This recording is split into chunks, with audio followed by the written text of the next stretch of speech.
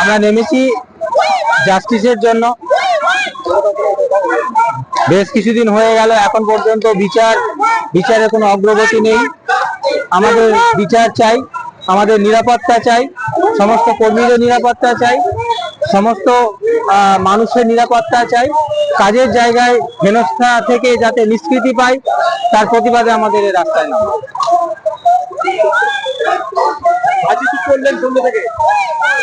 আমাদের এই পদযাত্রায় অংশগ্রহণ আমাদের দাদা ঠাকুর মঞ্চ থেকে শুরু, সারা রঘুনাথগঞ্জ পরিক্রমা করে এখন মানববন্ধন চলছে।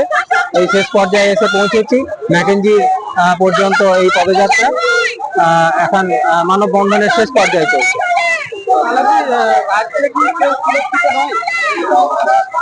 রাজ্যে কেউ সুরক্ষিত নয়, এটা তো আমাদের সামনে যে ঘটনাগুলো ঘটছে, আমরা এখান থেকে নিষ্কৃতি চাইছি এবং সকলকে এর সদর্থক পদক্ষেপ নেওয়ার জন্যই সমস্ত স্তরে যাতে এটা সবাই সক্রিয় হয়, এটা আমাদের দাবি, ডিম্যান্ড।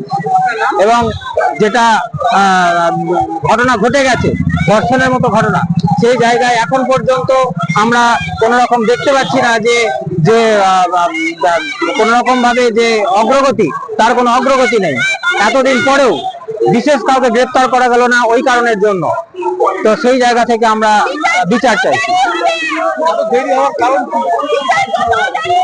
এটা দীর্ঘ থেকে দীর্ঘতর হচ্ছে বিষয় আমি জানি না, কিন্তু নিশ্চয়ই কোনো কারণের জন্য পারছে না। কিন্তু এটা আমাদের সামনে যে ধর্ষক বা এর সঙ্গে যারা যারা জড়িত, তাদের সবাইকে এর মধ্যে আরো অনেক বেশি গ্রেপ্তার করা উচিত ছিল।